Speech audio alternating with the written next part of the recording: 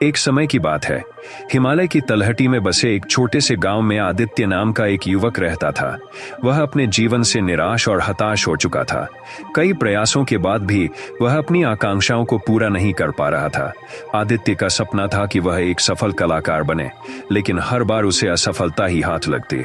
उसकी कलाकृतियां लोग नजरअंदाज कर देते और कभी कभी तो उन पर उपहास भी करते। आदित्य इस निरंतर असफलता से टूट चुका था और अब उसने अपने सपनों को छोड़ देने का निश्चय कर लिया था। एक शाम जब सूरज ढल रहा था और आसमान सुनहरे रंगों से भरा था, आदित्य अकेला नदी किनारे बैठा था। उसकी आंखों में निराशा के आंसू थे और मन में असंख्य सवाल। आखिर क्यों मैं सफल नहीं हो पा रहा? क्या मेरी मेहनत और समर्पण में कमी है? क्या मैं कभी अपने जीवन में कुछ हासिल कर पाऊंगा? इन्हीं विचारों में डूबा हुआ आदित्य अचानक पास के बोधि वृक्ष की ओर देखता है। यह वही बोधि वृक्ष था जिसके नीचे गांव के बूढ़े साधु, जो बोधिसत्व कहलाते थे, ध्यान किया करते थे। लोग कहते थे कि इस वृक्ष के नीचे बैठकर साधु ने आत्मज्ञान प्राप्त किया था। आदित्य ने कई बार उस साधु को ध्यान करते देखा था, लेकिन कभी उनके पास जाकर बात करने की हिम्मत नहीं जुटा पाया था। उस दिन निराशा की चरम सीमा पर पहुंच चुका आदित्य सोचने लगा, शायद साधु से बात करना ठीक होगा। शायद उनके पास मेरी समस्या का कोई समाधान हो। इस विचार के साथ आदित्य बोधि वृक्ष की ओर बढ़ा। साधु ध्यान की अवस्था में बैठे थे। उनकी आंखें बंद थीं और चेहरा पूर्ण शांति से भरा हुआ था।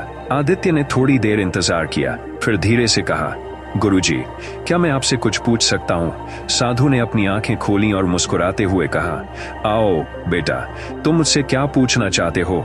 आदित्य ने अपनी पूरी निराशा और संघर्ष की कहानी साधु के सामने रख दी। उसकी आवाज में गहरी हताशा थी। गुरुजी, मैं बार बार कोशिश करता हूँ, लेकिन असफल हो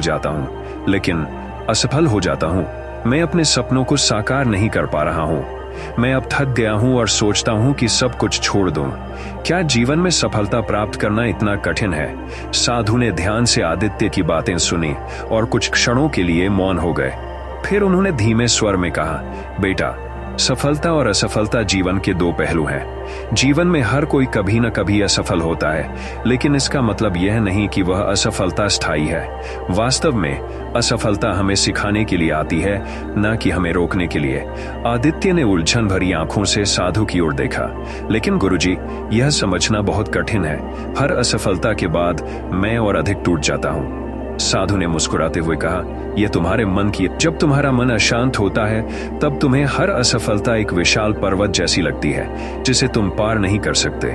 लेकिन यदि तुम्हारा मन शांत हो, तो वही असफलता एक छोटे से कंकड़ के समान प्रतीत होगी। आदित्य ने जिज्ञासु होकर पूछा, गुरुजी, क्या आप मुझे बता सकते हैं कि मैं इस अशांति से कैसे बाहर आ सकता हूँ? साधु ने बोधि वृक्ष की ओर इशारा करते हुए कहा, इस वृक्ष के नीचे बैठकर मैंने वर्षों तक ध्यान किया और इसी ध्यान ने मुझे आत्मबोधि की ओर अग्रसर किया। तुम्हारी समस्या का समाधान भी इसी ध्यान में है, जिसे हम शांत बैठक कहते हैं। यदि तुम नियमित रूप से शांत बैठक करोगे, तो तुम्हारा मन शांत हो जाएगा और तुम जीवन की कठिनाइयों का सामना धैर्य और समझदारी से कर सकोगे। आदित्य ने कुछ संदेहपूर्ण स्वर में कहा, लेकिन गुरुजी, क्या केवल ध्यान से मेरी निराशा दूर हो जाएगी? साधु ने उत्तर दिया, ध्यान केवल तुम्हारी निराशा को दूर नहीं करेगा, बल्कि यह तुम्हें जीवन के वास्तविक अर्थ से परिचित कराएगा। तुम देखोगे कि तुम्हारी असफलताएं केवल तुम्हारे मन की उपज है। जब तुम्हारा मन शांत होगा, तो तुम्हें जीवन की हर घटना एक अनुभव के रूप में दिखेगी, न कि एक हार के रूप में। साधु ने आदित्य को शांत बैठक की विधि समझाई। आओ, पहले तुम मेरे साथ यहाँ बैठो। अपनी पीठ सीधी रखो, आंखें बंद करो और अपने श्वास पर ध्यान केंद्रित करो। श्वास को अंदर लो और धीरे धीरे बाहर छोड़ो। बस अपने श्वास पर ध्यान दो और कोई अन्य विचार मन में आने पर उसे स्वीकार करो, लेकिन उस पर ध्यान न दो। धीरे धीरे तुम्हारा मन शांत हो जाएगा। आदित्य ने साधु के निर्देशों का पालन किया और बोधि वृक्ष के नीचे ध्यान मुद्रा में बैठ गया। पहले तो उसके मन में विचारों का असीमित बवंडर उठा, असफलता की यादें, भविष्य की चिंता और स्वयं के प्रति अविश्वास। लेकिन धीरे धीरे उसकी श्वास पर ध्यान केंद्रित करते हुए उसके विचार शांत होने लगे। कुछ समय बाद उसे एक गहरी शांति का अनुभव हुआ, जैसे कि उसके मन का बोझ हल्का हो गया हो। ध्यान के बाद साधु ने आदित्य से पूछा, अब कैसा महसूस हो रहा है? आदित्य ने आश्चर्य से कहा, गुरुजी, मैं बहुत हल्का और शांत महसूस कर रहा हूं। मेरे मन में अभी भी विचार आ रहे थे, लेकिन उनका प्रभाव कम था। साधु ने कहा, यही शांत बैठक का चमत्कार है। यह तुम्हें सिखाता है कि जीवन की अस्थिरता को कैसे स्थिरता में परिवर्तित किया जाए। तुम्हारे जीवन की असफलताएं और निराशाएं केवल विचारों की एक श्रृंखला है। ध्यान के माध्यम से तुम उन्हें नियंत्रित करना सीख सकते हो। आदित्य ने कुछ दिनों तक साधु के निर्देशों के अनुसार शांत बैठक का अभ्यास किया। वह रोज बोधि वृक्ष के नीचे बैठता, ध्यान करता और अपने मन को शांत करने का प्रयास करता।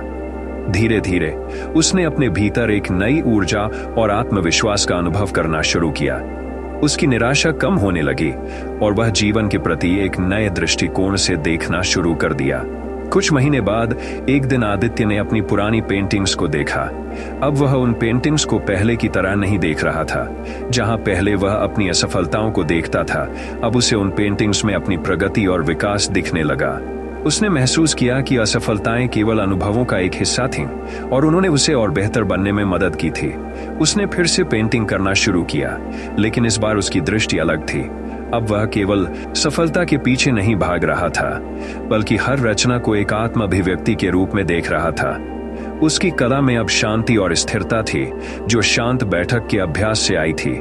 धीरे धीरे उसकी पेंटिंग्स लोगों को आकर्षित करने लगीं। उसकी कला को सराहा जाने लगा और उसकी प्रदर्शनी गांव में एक बड़ी सफलता साबित हुई। साधु के साथ बिताए गए समय और शांत बैठक के अभ्यास ने आदित्य के जीवन को, अब वह जानता था कि सफलता और असफलता केवल मन की अवस्थाएं हैं। असली शांति और संतोष भीतर से आता है और उसे पाने के लिए हमें अपने मन को शांत करना होता है। आदित्य ने साधु के पास जाकर धन्यवाद दिया। उसने कहा, गुरुजी, आपने मुझे जीवन की सबसे महत्वपूर्ण शिक्षा दी है। अब मैं समझ गया हूं कि शांति और संतुलन के बिना जीवन की कोई भी उपलब्धि पूर्ण नहीं होती। आपने मुझे शांत बैठक के माध्यम से बोधि की राह दिखाई है और इसके लिए मैं आपका आभारी हूं।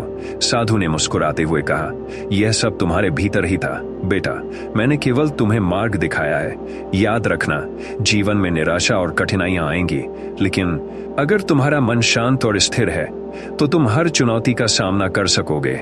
आदित्य ने साधु के चरणों में झुककर प्रणाम किया और मन में ठान लिया कि वह जीवन भर शांत बैठक का अभ्यास करेगा। अब उसके जीवन में निराशा के लिए कोई स्थान नहीं था।